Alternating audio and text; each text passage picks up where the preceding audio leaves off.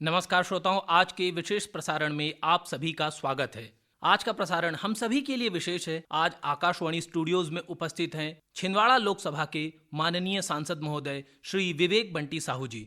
सबसे पहले हम आकाशवाणी परिवार और हमारे तमाम श्रोताओं की ओर से माननीय सांसद महोदय का स्वागत करते हैं। बहुत बहुत धन्यवाद आपका और जिले के समस्त श्रोताओं को भी नमस्कार करता हूँ, प्रणाम करता हूँ। माननीय सांसद महोदय जी, दीपोत्सव का पर्व चल रहा है, तो हम सबसे पहले आपसे आग्रह करते हैं कि आप हमारे तमाम श्रोताओं को, छिंदवाड़ा लोकसभा के सभी निवासियों को दीपोत्सव की शुभकामनाएं जरूर प्रेषित करें। मेरे छिंदवाड़ा पांडुना संसदीय क्षेत्र के मेरे सभी समस्त वरिष्ठ, मेरे युवा साथीगण, उपस्थित मेरे भाइयों एवं बहनों, मैं सभी को दीपोत्सव की बहुत बहुत शुभकामनाएं, बहुत बहुत बधाई देता हूं और मां लक्ष्मी से, ईश्वर से यही कामना करता हूं कि उनको सुख, शांति, समृद्धि, वैभव प्रदान हो। हमारा छिंदवाड़ा आगे बढ़े, हमारा छिंदवाड़ा तरक्की करे और जिस विश्वास के साथ छिंदवाड़े की जनता ने, पांडुना की जनता ने मुझे चुना है, माता जी से मैं यही कामना करता हूं कि वो मेरे अंदर विश्वास कायम रहे और मैं पूरी तरीके से उनकी सेवा कर सकूं। माननीय सांसद महोदय जी, देश की उन्नति और प्रगति के लिए कई तरह की विकासात्मक योजनाएं भारत सरकार द्वारा समय समय पर चलाई जाती हैं। हाल ही में ऐसी ही एक योजना देश के माननीय प्रधानमंत्री श्री नरेंद्र मोदी जी के द्वारा प्रारंभ की गई, जिसमें उन्होंने देशवासियों से एक पेड़ माँ के नाम लगाने का आह्वान किया। इस योजना का नाम है एक पेड़ माँ के नाम और इस योजना के अंतर्गत 140 करोड़ नए पेड़ लगाने का लक्ष्य रखा गया है। छिंदवाड़ा लोकसभा में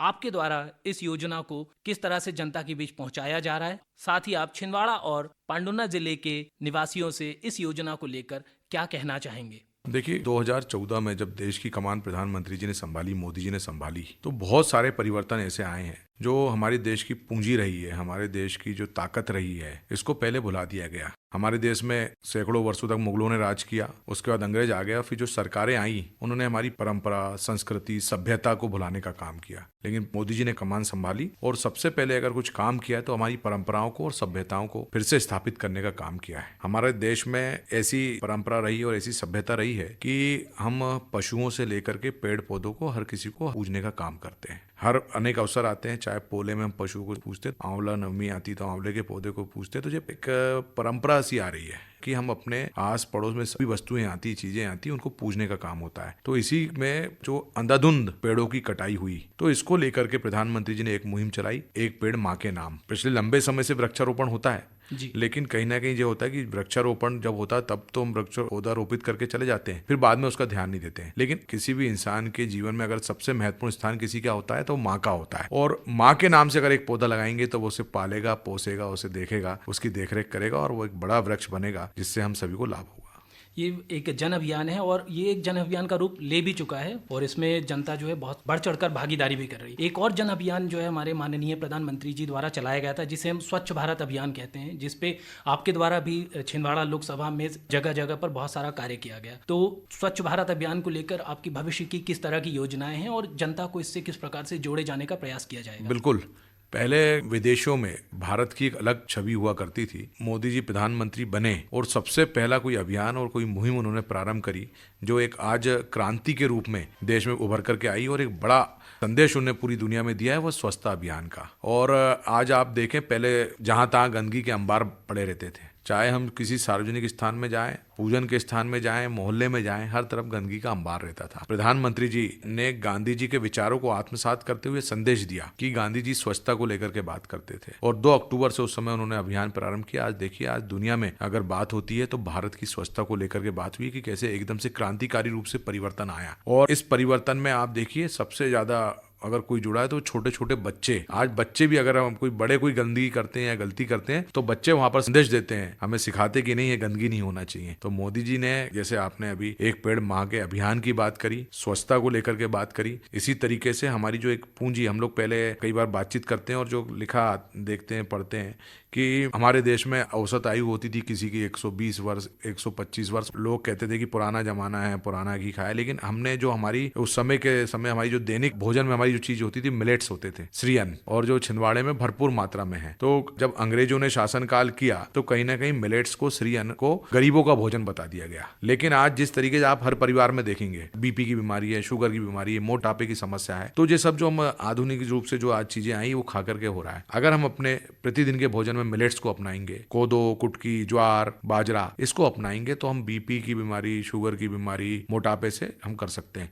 लेकिन ये संदेश, ये सब चीजें जो हो रही हैं, ये मोदी जी के आने के बाद, आज श्री अन्न पहले गरीबों का भोजन माना जाता था, लेकिन आज आप देश में जाइए, जितने भी अमीर बड़े से बड़े लोग हैं वो प्रतिदिन मिलेट्स को उन्होंने अपने भोजन में अपना लिया और वो दोनों टाइम मिलेट्स का ही सेवन कर रहे हैं। आप देख सकते हैं कि एक व्यक्ति अगर चाहे तो किस तरीके से परिवर्तन कर सकता है। मोदी जी ने हमारी परंपराओं को जीवित करने का काम किया है, हमारी सभ्यता के हिसाब से हमें चलाना सिखाया है, संस्कृति को अपना करके। तो चाहे स्वच्छता का अभियान हो, एक पेड़ माँ के नाम हो, श्री अन्न को अपनाने का काम हो, तो आप देख रहे हैं बड़ा परिवर्तन एक देश में आ रहा है। बहुत ही अच्छी बात कही आपने, और इस बात सभी सहमत है कि प्रधानमंत्री जी के आने के बाद श्री अन्न में बहुत अच्छी बढ़ोतरी देखने को मिली है, और निश्चित तौर पर श्री अन्न जो है हम इसमें उत्पादकता में भी बहुत अधिक वृद्धि करेंगे, और भारत जो है इसका निश्चित तौर पर आने वाले वर्षों में निर्यातक भी साबित होगा। अब जैसे कि हमने जन आंदोलनों की बात की और जो स्वच्छ भारत और एक पेड़ माँ के नाम अभियान पर आपने हमें जानकारियाँ दी, अब हम आग्रह करते हैं कि छिंदवाड़ा लोकसभा, जिसमें छिंदवाड़ा और पांडुर्ना जिले आते हैं, आने वाले वर्षों में यहाँ की जनता को जो विकासात्मक कार्य मिलने वाले हैं, उन विकासात्मक कार्यों की संक्षिप्त जानकारी उन्हें प्रदान करें।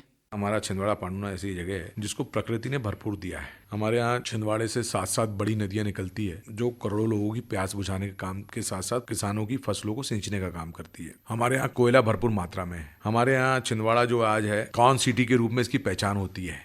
मेरे संसदीय क्षेत्र सौंसर पांडुर्ना का जो संतरा है वो नागपुर ऑरेंज के नाम से पहचाना जाता है। सीताफल बड़ी मात्रा में हमारे यहाँ होते हैं। और पर्यटन की दृष्टि से आप देखेंगे, जाम सौरी वाले हमारे हनुमान जी हैं, हमारी पतालकोट है, पेंच नेशनल पार्क हमारे यहाँ से लगा हुआ है। तो हम लोग इसको लेकर के प्लान कर रहे हैं कि जो प्रकृति ने हमें दिया है इसको कैसे विकास में जोड़ा जाए, जिससे छिंदवाड़े की इकोनॉमी बढ़े, युवाओं को रोजगार मिले। हम माननीय प्रधानमंत्री जी से बातचीत कर रहे हैं, मुख्यमंत्री जी से बातचीत कर रहे हैं। छिंदवाड़े में छोटे छोटे उद्योग धंधे कि हमारे यहाँ का युवा नौकरी करने वाला ना हो, हमारे यहाँ का युवा नौकरी देने वाला बने। तो इसको लेकर के हम लोग काम कर रहे हैं, छोटे छोटे उद्योग धंधे लगा करके सरकार के माध्यम से, और फिर बड़ी इंडस्ट्री के लिए भी कुछ बातचीत कर रहे हैं जिससे छिंदवाड़े की इकोनॉमी बढ़े और छिंदवाड़ा आगे बढ़े। बहुत ही अच्छा लक्ष्य है आपका, और निश्चित तौर पर ये लक्ष्य हम प्राप्त करेंगे, और इस लक्ष्य को प्राप्त करके छिंदवाड़ा को मध्य प्रदेश का ही नहीं सिर्फ बल्कि हम पूरे भारत का सबसे विकसित जिलों में से एक जिला बनाएंगे। और आप आज आकाशवाणी स्टूडियोज में आए, आपने अपना बहुमूल्य समय हमें प्रदान किया, इसके लिए आपका बहुत बहुत धन्यवाद। आपका बहुत बहुत धन्यवाद, और मैं सभी श्रोताओं का भी बहुत बहुत धन्यवाद व्यक्त करता हूँ, और सभी को एक बार फिर से